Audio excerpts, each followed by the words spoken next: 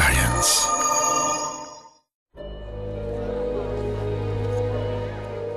Le Vésuve, flanqué dans les hauteurs de Naples en Italie, est célèbre pour son éruption qui a enseveli en 79 avant Jésus-Christ plusieurs cités de la Rome antique, dont Pompéi.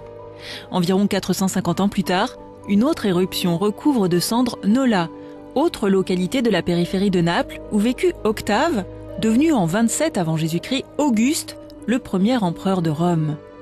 C'est ici, près de Livie, son épouse, qu'Auguste a poussé son dernier souffle le 19 août 14. Selon certains historiens, Livie elle-même lui aurait servi des figues empoisonnées. Après 13 années de fouilles, le site archéologique révèle ses trésors si longtemps enfouis, dont des fresques de 2000 ans ornant une coupole qu'ont pu admirer les visiteurs.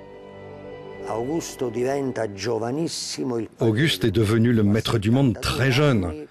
À 72 ans, ce qui, rapporté à l'espérance de vie d'un Romain d'aujourd'hui, équivaut à plus de 100 ans, il est fatigué.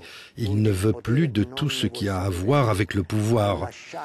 Il a quitté Rome avec les soucis, les angoisses liées au pouvoir et passe les dernières années de sa vie à voyager ou à séjourner dans des villas hors de Rome. À son retour d'un voyage, fatigué et malade, il choisit la villa de Nola, même s'il dispose de plus belles et de plus importantes villas dans la région. La villa où aimait séjourner Auguste se dévoile, avec son hall d'entrée, ses vastes salles de réception, ses colonnes, ses fresques ou ses mosaïques. Une plongée de quelques mètres sous terre qui nous relie au mode de vie d'Auguste dans une des périodes les plus prospères de l'Antiquité, mais aussi à l'histoire et au rôle politique de celui qui organisa un pouvoir central.